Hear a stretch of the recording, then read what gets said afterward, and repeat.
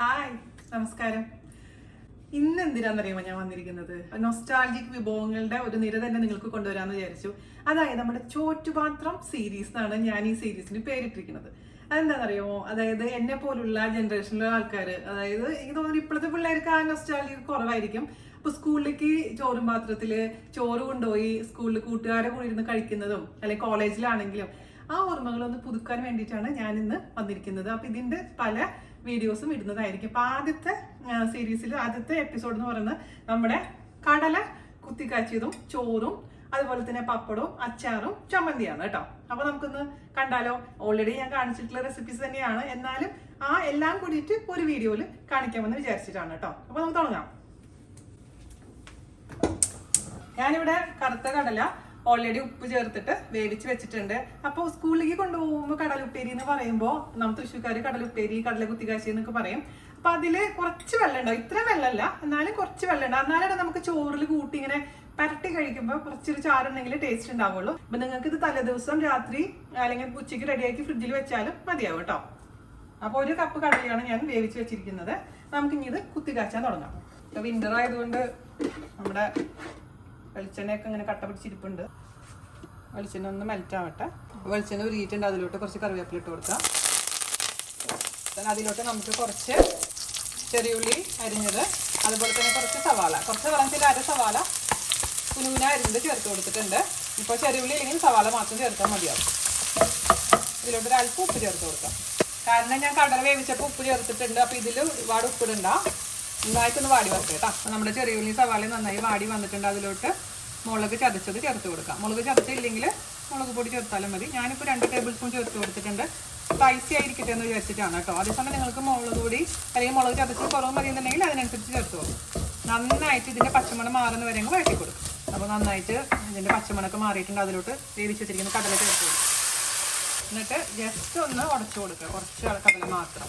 ഈ കടല എനിക്ക് നാട്ടിൽ കിട്ടുന്ന വലിയ കടലയാണ് കുറച്ചും കൂടി ഇഷ്ടം. ഇവിടെ വലിയ കടല കിട്ടാനില്ല. ചെറിയ കടലയ്ക്ക് വലിയ സ്വാധീനം എനിക്ക് തോന്നാറില്ല, എന്നാലും കുഴപ്പമില്ല. എന്നിട്ട് നന്നായിട്ട് ഇങ്ങനെ പരണ്ടിരിക്കണം കേട്ടോ. അതുവരെ നമുക്കിതങ്ങ് കുക്ക് ചെയ്തെടുക്കാം. ഈ വെള്ളമൊക്കെ ഒന്ന് കുറച്ചൊന്ന് വറ്റണം. അത് നമ്മുടെ കടല നന്നായിട്ട് റെഡി ആയിട്ടുണ്ട്. അതായത് ഇച്ചിരിയെങ്കിലും വെള്ളം വേണം, എന്നാലാണ് ഇച്ചിരി ഇരിക്കുമ്പോൾ തണുക്കുമ്പോൾ വെള്ളം വറ്റുള്ളൂ. എന്നാലും ഒരുപാട് ഡ്രൈ ആയി കഴിഞ്ഞാൽ നമുക്ക് ചോറുണ്ണാൻ ബുദ്ധിമുട്ടായിരിക്കും. ഇനി അവസാനം ഇതിലോട്ട് കുറച്ചും കൂടെ വെളിച്ചെണ്ണ നമുക്കങ്ങ് ഒന്ന് തൂക്കി കൊടുക്കുക. അതേപോലെ തന്നെ കുറച്ച് കറിവേപ്പിലയും കൂടെ ഇടാം. പിന്നെ പച്ചമുളക് വേണമെങ്കിൽ എരിവ് കുറവ് പോലെ തോന്നുകയാണെങ്കിൽ ഇടാം, പക്ഷെ ഇതിൽ എരിവ് നല്ലോണം ഉണ്ട്, അതുകൊണ്ട് ഞാൻ പച്ചമുളക് ഇടുന്നില്ലേ. എന്നിട്ട് മിക്സ് ചെയ്തങ്ങ് അടച്ചു വെക്കാം. ഇനി നമുക്ക് തേങ്ങ ചമ്മന്തി പൊടിക്കാൻ വേണ്ടിയിട്ട് ഒരു 4 വറ്റൽമുളക് ഒന്ന് ഫ്രൈ ചെയ്തിട്ടുള്ളതാണ്. അതുപോലെ തന്നെ 2 ഉള്ളി, ഒരു കുഞ്ഞ് കഷ്ണം ഇഞ്ചി, ഒരു ചെറിയ കഷ്ണം പുളി, അല്ലെങ്കിൽ പുളിയുടെ വെള്ളമായാലും പുളിയുടെ പേസ്റ്റ് ആണെങ്കിലും കുഴപ്പമില്ല. അതുപോലെ തന്നെ കറിവേപ്പില 2-3 എണ്ണം. ആദ്യം ഒന്ന് ക്രഷ് ചെയ്തെടുക്കുക. അതിനുശേഷം നമുക്ക് തേങ്ങ ചേർക്കാം. അതിലോട്ട് തേങ്ങ ചേർത്ത് കൊടുക്കാം. ഈ ചമ്മന്തി എന്ന് പറയുമ്പോൾ ഒരുപാട് അങ്ങ് എന്താ പറയുക അരയ്ക്കാൻ പാടില്ല. ജസ്റ്റ് ക്രഷ് ചെയ്ത് എടുത്താൽ മതി കേട്ടോ. ഇത് ഇതിലേക്ക് ആവശ്യത്തിന് ഉപ്പ് ചേർത്ത് കൊടുക്കാം. വെള്ളം ഒന്ന് ചേർക്കാണ്ട് ജസ്റ്റ് ഒന്ന് ക്രഷ് ചെയ്തെടുക്കുക. ആവശ്യമെങ്കിൽ മാത്രം അല്പം വെള്ളം ചേർത്ത് കൊടുത്താൽ മതിയാവും. ടേസ്റ്റ് ചെയ്ത് നോക്കുക. ഉപ്പോ എരിവൊക്കെ കുറവുണ്ടെങ്കിൽ അഡ്ജസ്റ്റ് ചെയ്യാൻ മറക്കരുത്. നല്ല എരിവുണ്ട്, അത്യാവശ്യത്തിന് ഉപ്പുണ്ട്, ടേസ്റ്റ് ഉണ്ട്. അപ്പം നമുക്കിത് മാറ്റി വയ്ക്കാം. അപ്പം നമ്മുടെ ചോറും പാത്രം ഇങ്ങനെ എടുക്കുക, ചോറ് അതിലേക്ക് ഇടുക. അപ്പം ആദ്യം നമുക്ക് കുറച്ച് ചോറിട്ട് കൊടുക്കുക. ഞാനിവിടെ ഇതിന് വേണ്ടി അരി വാങ്ങിച്ചതാണ് കേട്ടോ. ഇത് കുറുവ റൈസാണ്. പണ്ട് എൻ്റെ വീട്ടിലൊക്കെ ഇതാണ് ഉപയോഗിച്ചിരുന്നത്. സ്കൂളിൽ കൊണ്ടുപോകുമ്പോൾ ഈ ചോറായിരുന്നു. സ്കൂളിലേക്കാളും കൂടുതൽ കോളേജിൽ പോകുമ്പോഴാണ് ഞാൻ ഈ ചോറ്റുപാത്രത്തിൽ കൊണ്ടുപോയിരുന്നത്. അപ്പോൾ കുറച്ച് ചോറിട്ട് കൊടുത്തിട്ടുണ്ട്. ഇനി ഇതിൻ്റെ നടുവിലോട്ട് നമ്മുടെ കടല ഇട്ട് കൊടുക്കാം.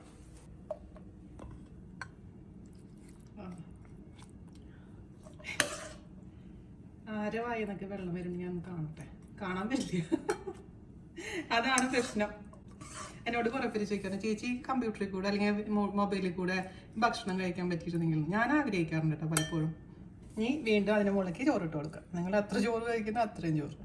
പിന്നെ ഫ്രണ്ട്സൊക്കെ കൈയിട്ട് വരാൻ വരുമല്ലോ, അതുകൊണ്ട് അവർക്കും കൂടെ ഉള്ള അവർക്ക് ഇഷ്ടമുള്ള കറിയാണെങ്കിൽ നമ്മൾ കുറച്ചും കൂടെ എക്സ്ട്രാ ചോറും കറിയൊക്കെ എടുക്കാറുണ്ടല്ലോ അല്ലേ? ഓർമ്മയില്ലേ മക്കളെ ആ കാലങ്ങളൊക്കെ? അല്ലെങ്കിൽ ടിഫിൻ ബോക്സ് മാറി, എൻ്റെ ടിഫിൻ ബോക്സ് കൂട്ടുകാരിക്കും, കൂട്ടുകാരുടെ ടിഫിൻ ബോക്സ് എനിക്കും,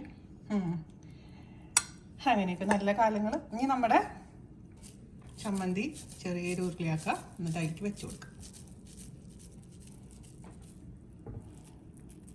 കുറച്ച് അച്ചാർ. ഏത് അച്ചാറാണ് നിങ്ങൾക്ക് ഇഷ്ടം?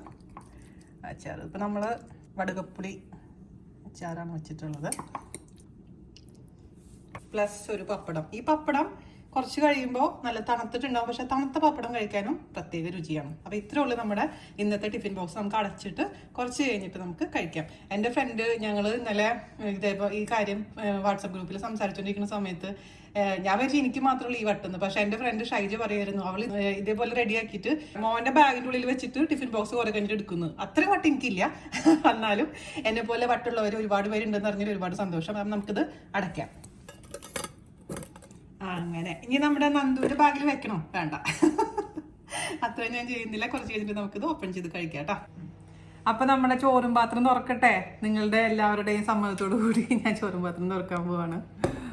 ചോറും പാത്രം തുറക്കുന്ന ഇത് ഈ ചോറും പാത്രം ശരിക്കും പറഞ്ഞാൽ തുറക്കാൻ എളുപ്പമുള്ള ചോറും പാത്രമായിരുന്നു. പക്ഷെ എനിക്കൊക്കെ കിട്ടിയിരുന്ന ചോറും പാത്രം ദൈവമേ തുറക്കാനും പറ്റില്ല. കൂട്ടുകാരികൾ ശ്രമിക്കുക, അവസാനം ഒരു സംഭവം ചെയ്യും. എങ്ങനെയാണെന്നറിയാമോ? ഇതിന്റെ അറ്റം ഈ മേശയുടെ ഒക്കെ സ്കൂൾ നമ്മൾ ഇരിക്കുന്ന മേശയുടെ നമ്മൾ ഇങ്ങനെ തട്ടി തട്ടി തട്ടി തട്ടി തുറക്കും. അപ്പൊ എന്നെ കൊണ്ട് അത് പറ്റൂല, തട്ടിയല്ല. എൻ്റെ കൂട്ടുകാരികൾ ഏറ്റെടുക്കും.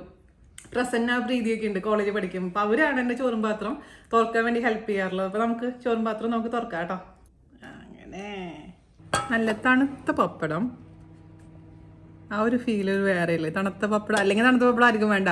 ഇതിൻ്റെ ഉള്ളിലാണെങ്കിൽ തണുത്ത പപ്പടം. നമ്മുടെ ചമ്മന്തി ഇങ്ങനെ ചോറുണ്ണുമ്പോൾ സാധാരണ രീതിയിൽ ഇങ്ങനെയാണ് ചെയ്യാറ്. എന്നിട്ട് ചോറുണ്ട് ഇങ്ങനെ തുടങ്ങുക. എൻ്റെ ദൈവമേ, എത്ര കാലത്തിന് ശേഷം ഞാൻ ചോറും പാത്രത്തിൽ കഴിക്കാൻ പോണേ.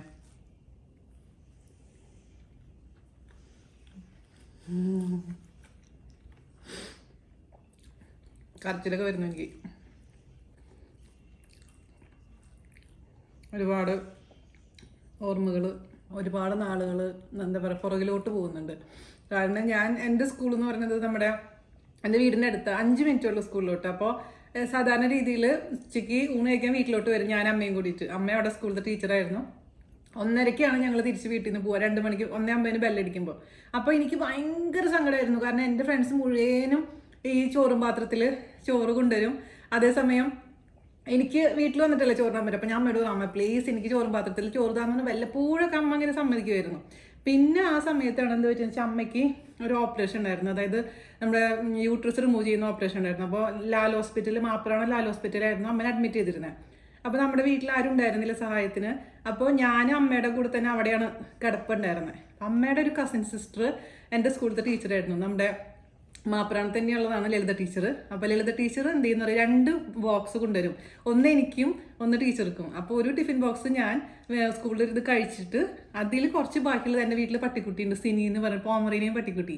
അപ്പോൾ ഞാനും എൻ്റെ ഫ്രണ്ട് രശ്മി അല്ലെങ്കിൽ ഷൈനി ആയിട്ട് വന്ന് പട്ടിക്കുട്ടിക്ക് കുട്ടിയുടെ ചോറ് കൊടുത്തിട്ടുണ്ടാവും. എന്നാൽ പോലും എനിക്കൊരു സമാധാനത്തിന് വേണ്ടി അതിൽ നിന്ന് കുറച്ച് ചോറൊക്കെ കൊടുത്ത് അതിലൊന്ന് കളിപ്പിച്ചിട്ടാണ് ഞാൻ തിരിച്ച് പോകാറുള്ളത്. അങ്ങനെയായിരുന്നു എൻ്റെ സ്കൂളിൽ പാത്രം വിശേഷം. അതേസമയം സെൻറ്റ് ജോസഫ്സ് കോളേജ് അവിടെയാണ് ഞാൻ പഠിച്ചിട്ടുണ്ടായിരുന്നത്, ഇരിഞ്ഞാലക്കുട. അങ്ങനെയാണ് പിന്നെ സ്ഥിരമായിട്ട് ചോറും പാത്രത്തിൽ ചോറുണ്ടാകാൻ തുടങ്ങിയത്. പക്ഷെ അതെന്ന് പറഞ്ഞാൽ അത് കുറച്ചും കൂടെ എനിക്ക് അപ്ഗ്രേഡായി. കാരണം ഞാൻ ചാറുകറിയും കൊണ്ടുപോകാൻ തുടങ്ങിയിട്ടുണ്ടായിരുന്നു ഒരു ചെറിയ കുഞ്ഞു പാത്രത്തിൽ. പക്ഷേ ചാറുകറിനേക്കാളും എനിക്ക് ശരിക്കും പ്രിയം ഇങ്ങനത്തെ ചോറാണ്. അപ്പോൾ അമ്മയില്ല, അമ്മ ഉണ്ടാക്കിയിരുന്ന ഭക്ഷണവും അതിൻ്റെ രുചിയൊന്നും ഒരിക്കലും തിരിച്ചു കിട്ടില്ല. അപ്പോൾ ഈ ചോറും പാത്രം സീരീസ് നിങ്ങൾക്ക് വേണ്ടിയിട്ട് ഞാൻ ഡെഡിക്കേറ്റ് ചെയ്യുന്നു. എല്ലാവരും പഴയ ഓർമ്മകളിലോട്ടൊന്ന് തിരിച്ചു പോയി ഇതുപോലെ ഒന്ന് ഭക്ഷണമൊക്കെ ഉണ്ടാക്കി കഴിച്ചു നോക്കൂ കേട്ടോ. അപ്പോൾ ഞാൻ കഴിക്കട്ടെ. ഓക്കെ.